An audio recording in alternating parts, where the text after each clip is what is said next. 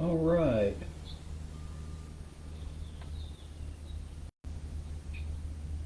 All right, we are live, folks. So, I I apologize. This has not come out the way I wanted it to, and that's because I'm having to use the camera that I purchased on a tripod mount above my board instead of the table mount, because the table mount that I purchased without thinking about it ahead of time and looking at what I was purchasing has a little cell phone holder. That's it. And it needs to have the little screw thing where I can screw the webcam into it, and it doesn't have that. So I don't know if I'm going to return it or if I'm just going to go get a mount that has the little screw in it and then glue it to this. I'm not sure what I'm going to do, but I'm going to do something. I don't think that I can use the cell phone for it. But anyway, if you hear birdies and wind chimes, I apologize as well, because the garage door is open. We're going to try it and see how the quality is, because it's of course giving me additional light. So yeah, that's the thing. So anyway, so what we're doing here is Barbarossa to Berlin. This is a GMT game, World War II in Europe, from June 1941 until the end of the war. It is a, see, I can't get the dice thing in it. Okay. It is a point-to-point movement system, which GMT has gotten pretty big with promoting those types of games. If you aren't familiar with them, they are very easy to play. Well, not easy, I should say. There are a lot of details to the rules. I might toss the dice up there. But anyway, so it's a card-driven game. And again, that is gotten very popular, especially from GMT. I think there's some other games that do it as well, but I'm not an expert on this stuff, and I'm not even going to profess to be. So this is my first video, so I know I'm going to butcher it, but I'm going to try not to. I am looking. Yeah, there we go. There we go. There's my trusty tweezers. Alright, so the two decks that are sitting here are the Total War decks. Just realized I do not have the starting victory points.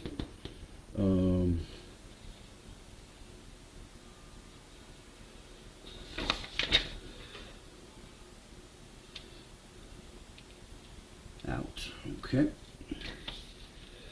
So the Axis orders, which I am going to print out like an additional sheet, and I'm going to have it somewhere down here, maybe even in the middle of the map here, that I'm going to add in for solo play, because having to reach up there, okay, Passive Glory is the exact same way, and I hate it. So the Allied orders go on Stalin's orders. Place all replacement markers on 0. All other markers are within easy reach. I may not play the cards, not the cards, the little markers that show what events, unless I have to keep it for game purposes, in case I forget something. I may not play those, because I found that it just takes even longer to dig the chit out and put it on the map or wherever you put it, to keep track of it. So all of the units are set up. The Axis is going to take the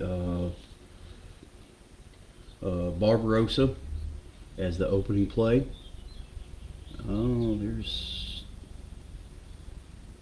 here we go. Okay, so I have to turn it. There might be too much light in here, but anyway. So it allows the Germans to open the invasion of Russia.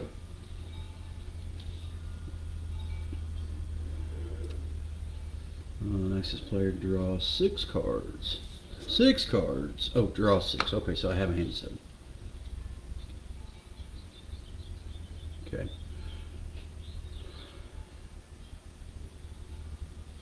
Oh, I'm supposed to start with the Von Paulus. Or the Von Paulus. Okay, so I don't have to have it in my hand. Okay. Von Paulus pause is a different way of starting the war. That's all. Draw 6.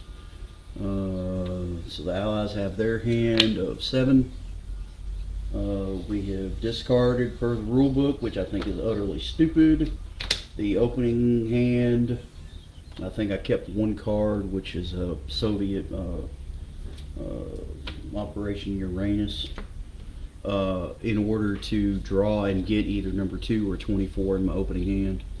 I think that's stupid. If they're going to do that, they should just simply say, kind of like with the Germans, you put Barbarossa or Von Paulus in your opening hand, and then you go with it. So, so number 2 or 24 or both, I guess, which would be smart, should be in the opening hand before they even draw a card. So it should say place number 2, probably like place number 2 or 24 in your opening hand, then draw 6 more cards. That's how it should be worded. So then the total war cards are set aside until we hit the total war status. There's no dice roll for automatic orders on turn 1.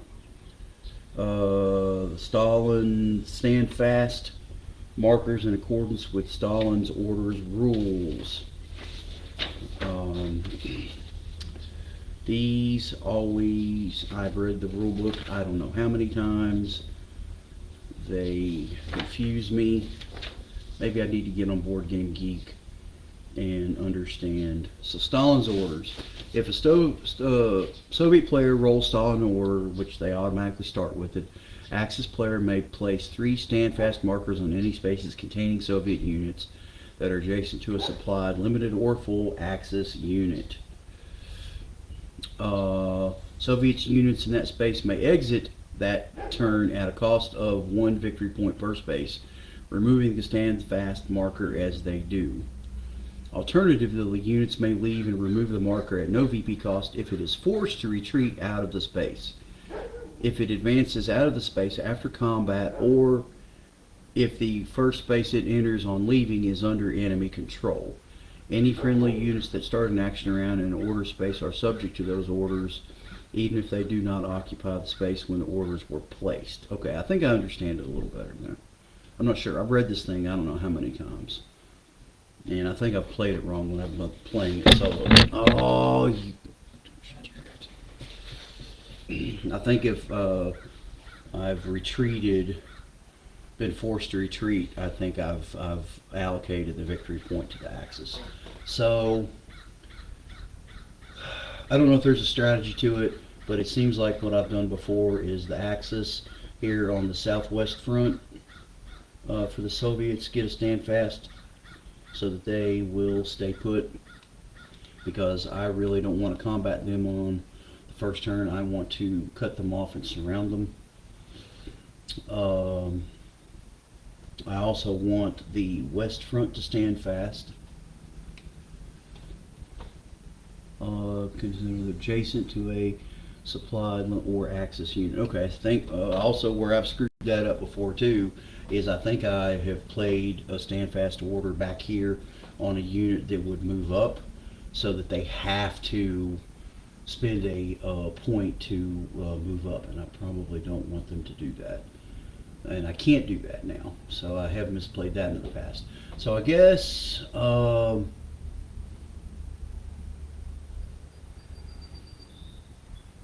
almost feel like I want the Russian Southern Army group to stay where they're at. Uh, they're behind a trench, and I don't know that I want to combat that trench. I think I just want to try to encircle it and maybe work my way around and cut them off as I head toward Kiev. Okay, so stand fast orders have been placed. I'm trying to go fast because that's one thing I've noticed in watching wargame videos is there's a lot of hubbub. And I know that I'm not focused in on the map that good, so that you can't really see what's going on. I can maybe try to bring this down. This first video is a test video, so.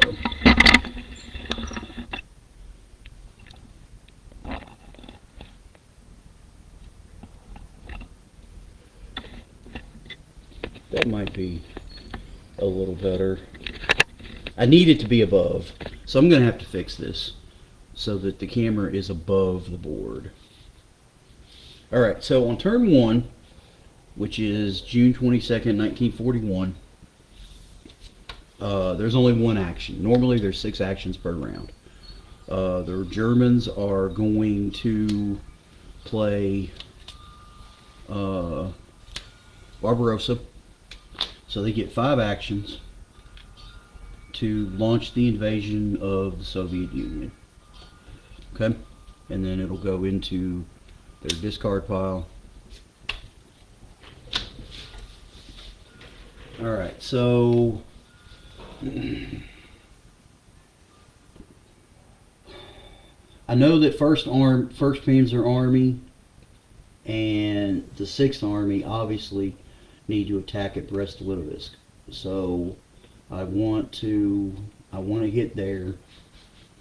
The second one is going to be an obvious one here, where the 9th and the 3rd Panzer are going to assault the Soviet Northwest Front at Kaunas. The 3rd one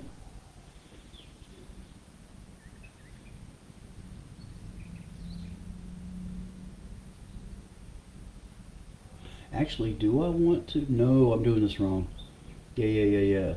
See, this is where I wish that the combat and move markers in Barbarossa had the arrows on them, like Path of Glory does, where you can kind of, because then once you've placed them, you can keep up with what direction you're maybe wanting to assault.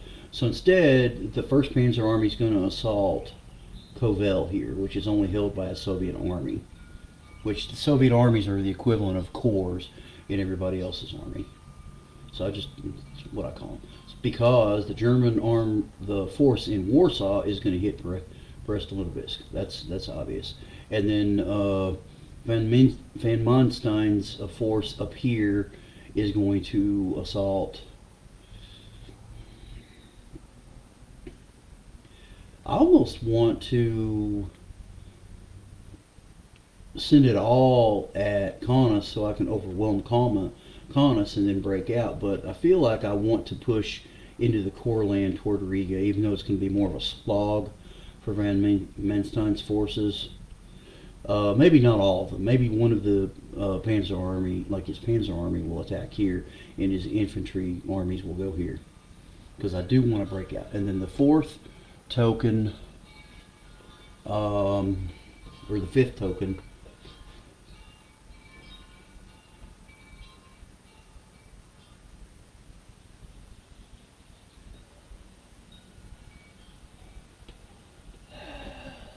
I feel like the German 11th Army and Romanian 3rd are going to attack Chernovica here in an attempt to try to cut off this Soviet army. And if I can break through and get to the Tarnopol, then maybe it'll be some success. So I think that is my play for the opening turn, for the play of Barbarossa. All right. Let's get the turn sequence. I need to print out a turn sequence table as well, because it's on the back of the rule book and I'm going to be accessing the rule book. All right, so action round. So orders phase. Orders have been placed. Now we're off to action round number 1, which on a normal turn would be the placement of a order token wherever, but this is just turn 1. So the Germans are going to get 1 action, and then the Allies / Soviets will get an action. Okay, so I think we're going to lead off with von Rundstedt's assault in the south. The 11th German 11th Army and the Romanian 3rd are going to attack Czernovice. That is pretty much a guaranteed slaughter. They are only defending on the core table, while the Germans are attacking on the army table. German dice are black, Russians are brown. So the Germans are attacking with 5 strength of LCUs, large combat units. So they rolled a 1. They are inflicting 2 casualties, which will annihilate that unit. And then the Russians are defending as a 2. They rolled a 2. They inflict no damage whatsoever. So the Russian 7th Army takes 2 damage. So it has. Oh yeah, God, these are small. Okay.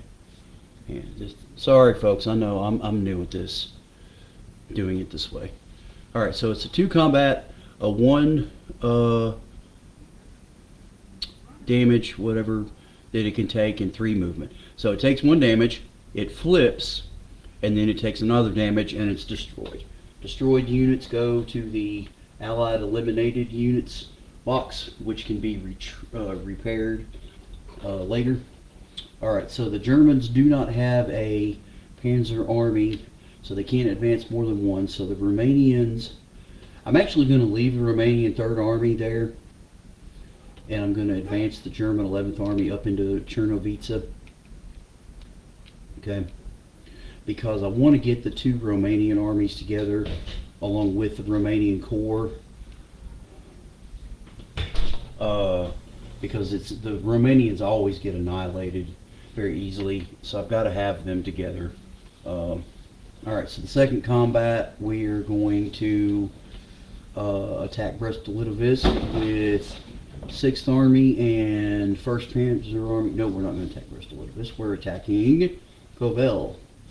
So again, the Soviet Army, they are going to be smashed. Panzer armies tank armies can advance more than 1 space if they eliminate. So that Russian army is toast. Yeah, they're toast. So they're utterly destroyed, but they inflict 2 points of damage because they rolled a 6. The Germans, all their units are 3s. So they do not have to take the damage because it has to be at least 3 damage. So that Russian army is utterly annihilated. Okay, so the German 6th Army will advance to Kovel, but I'm pretty sure that the 1st Panzer... Oh, wait. I probably should have attacked here first and eliminated Brest-Litovsk, because then I could have advanced up through here. Yeah, I trapped myself, so I can't advance. Okay, that's fine.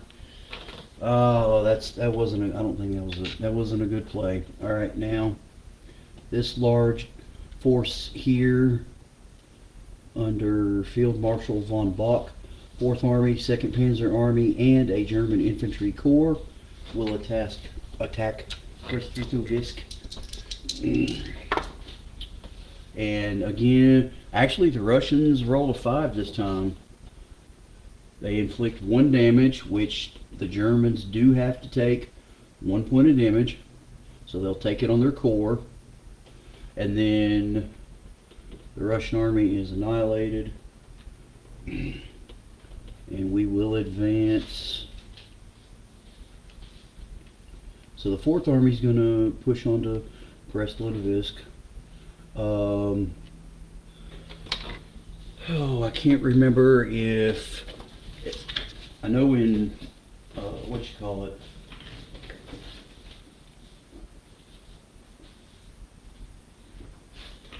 in Path of Glory, weakened units can't advance. So I'm thinking that the Corps can advance, but I don't remember if that's the same rule. Alright, any attacking units may advance. Okay, never mind. So the Corps can advance with them. Okay.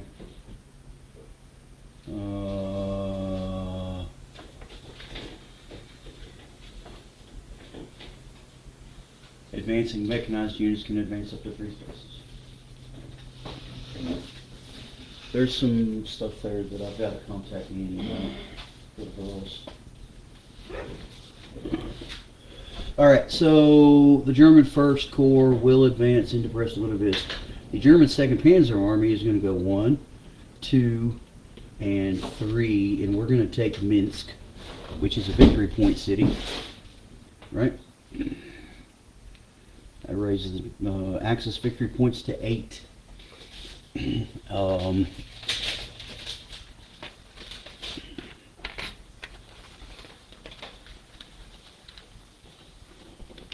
Let's put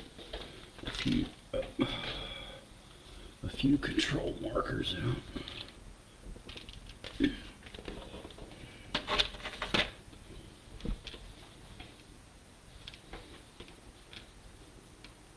Alright, so control there.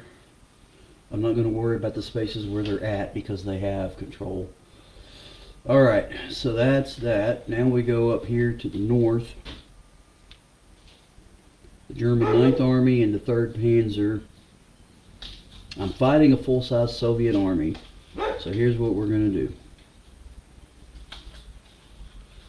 4th Panzer and 3rd Panzer and 9th Army are going to hit here. These 2 infantry armies are going to hit up here in Courland. So we're going to separate that combat out. I don't remember if I can do that or not. I'm going to play it that way for right now, and then if I screw it up, I'll find out later. Alright, so the Soviet army is getting hit with 15 points to their 3. Do I have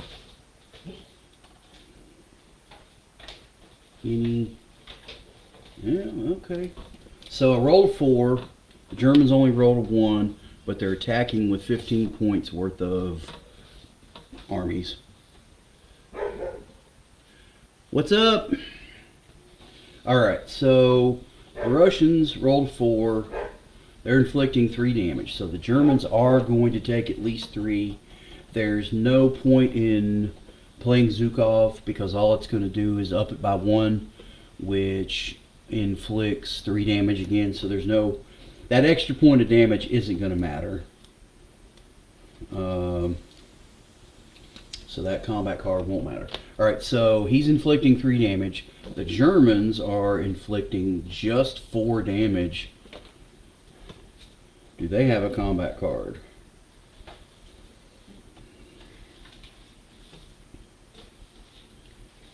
Nothing that matters. So we're inflicting 4 damage. So the Russian Northwest Army is going to take 3 damage and flip. There's only 1 point remaining. They don't have to take the 1 point because they have 3 strength. They are only losing by 1, so they only have to retreat 1 space. I feel like I want to retreat toward Dvinsk, not Vilna. Okay? So the German 9th Army is going to take the hit. They're going to advance into Kaunas. The German 3rd Panzer and the 4th Panzer will advance into Vilna. Okay? And then the German 16th and 18th Armies are going to attack Courland, which will be an utter annihilation of that Soviet army. and they will both advance into the core land area. Even attacking into a forest. There's no combat change for forest. And I gotta keep track of rivers too. I did attack across the river at Brad. That wouldn't have mattered. Okay. So that's that. So the German attacks are done. Okay. Too low frames per second. The current frame rate is too low. Please set the frame rate to between 15 and 60 FPS, or viewers may experience a lower quality stream. I have no idea how to set that. Settings. Frame rate. Viewer. That's not gonna work. Well, okay.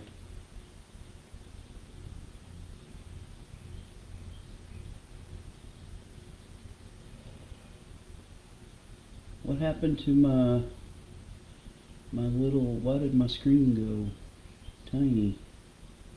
Learn more.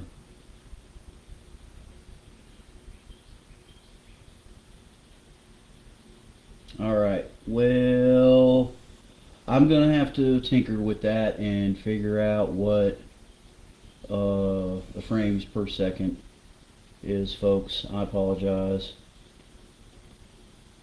And now my video is tiny at the bottom of the screen, and I have no idea how to get it back either. Ugh.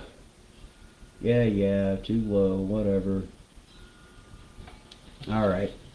So now the Russians get to play a card. We can't play reinforcements on turn 1, so no reinforcement cards.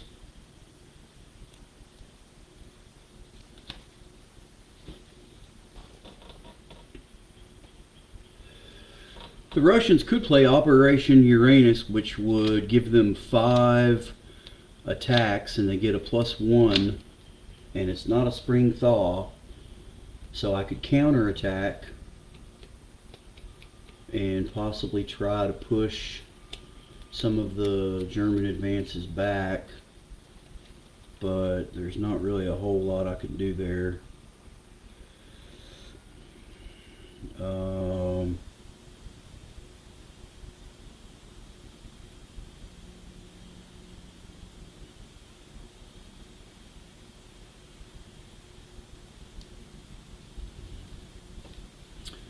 I'm actually tempted to play Industrial Evacuation.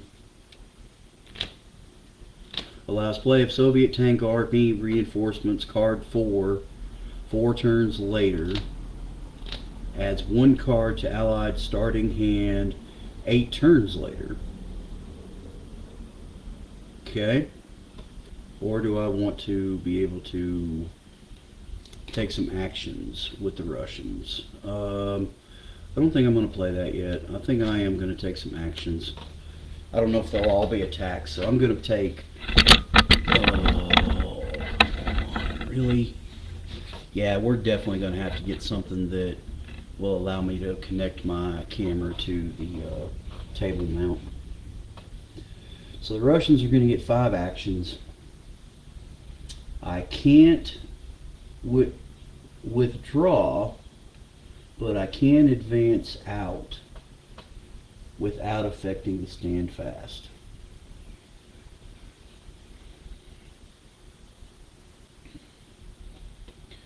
I think what I've done with the Russians is I think I have actually withdrawn and just taken the victory point hit, just because I'm trying to conserve troops. Technically, they are out of supply at the moment.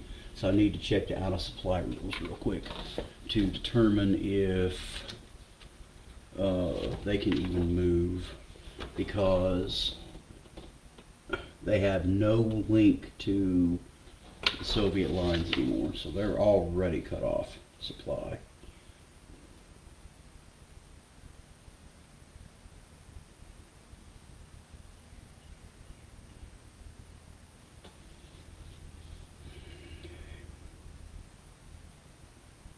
Out of supply. May not use strategic movement. Got that. Can't take reinforcements. They have their movement allowance reduced to 2. Mechanized units are treated for non-mechanized. They may pay 1 ops per unit to activate in place of any other cost. 1 ops per unit to activate. So it costs an extra ops to activate. Okay, and you can't entrench when you're out of supply. So they're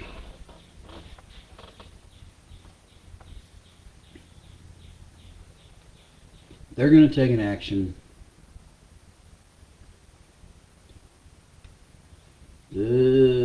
Actually, you know what? I'm not going to waste the Operation Uranus.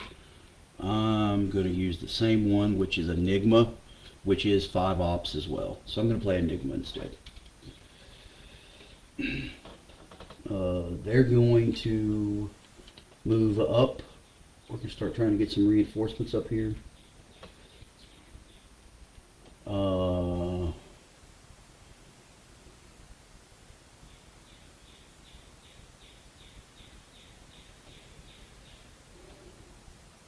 think they're actually going to attack the Romanians.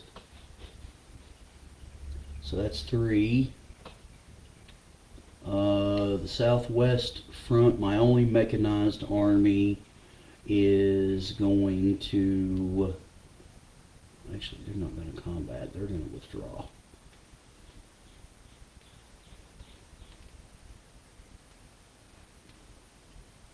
They're going to withdraw.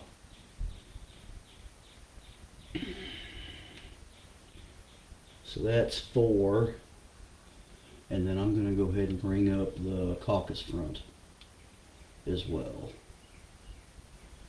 because I just don't see a whole lot of advantage to it. Well, no, let's not bring up the Caucasus front. Let's move the central front and go Mel, because we need to establish a line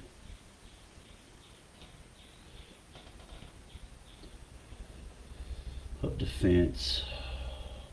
I think I've actually withdrawn this front, the reserve front. I think I've actually withdrawn them into Moscow before, because we have to protect Moscow.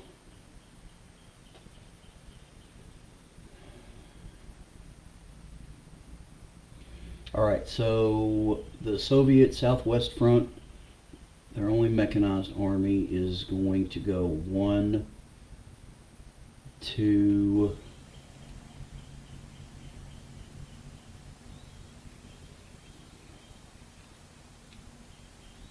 and 3 to here, to Pinsk.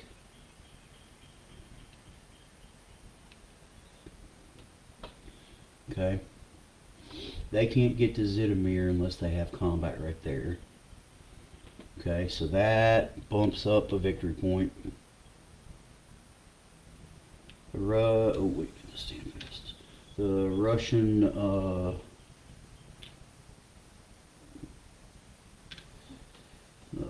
West Army is going to go 1, which reclaims Barnavici.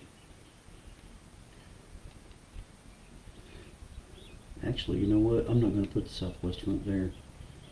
I'm going to put the Southwest Front here with this corps, because I'm going to withdraw them to there. Okay? That will bump another victory point up, so we're up to 10 victory points now. Okay?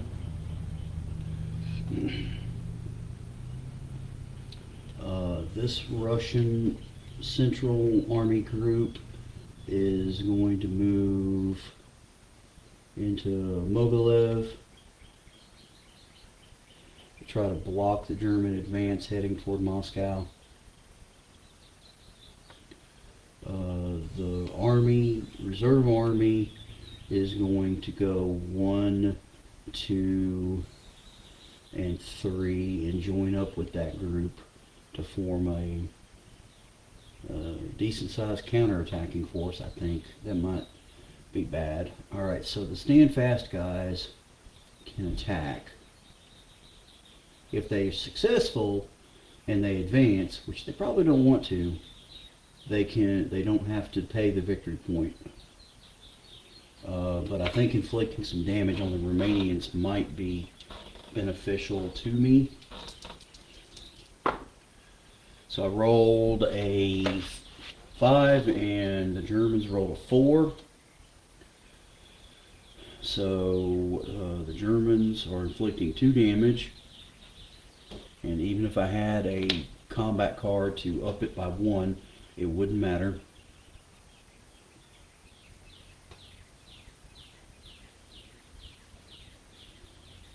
So the Romanians inflict no damage on the Russians. The Russians, on the other hand, are inflicting 3 damage. So that is a big one for them. So the Romanians take 2. They don't have to take the 3rd. They do have to retreat 2 spaces at least. But do I really want to advance into Yassi? I don't think I do. So the Romanians have to retreat 2 spaces. So they can't go here. So they have to go here. So I'm going to retreat them here and then put them in Bucharest with the corps that's defending Bucharest. I am not going to advance into Yassi. I'm going to stay behind in my trench at Kishinev, because I just inflicted a defeat on them.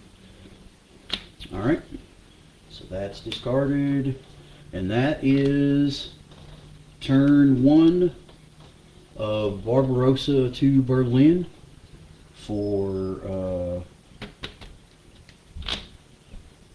your viewing pleasure.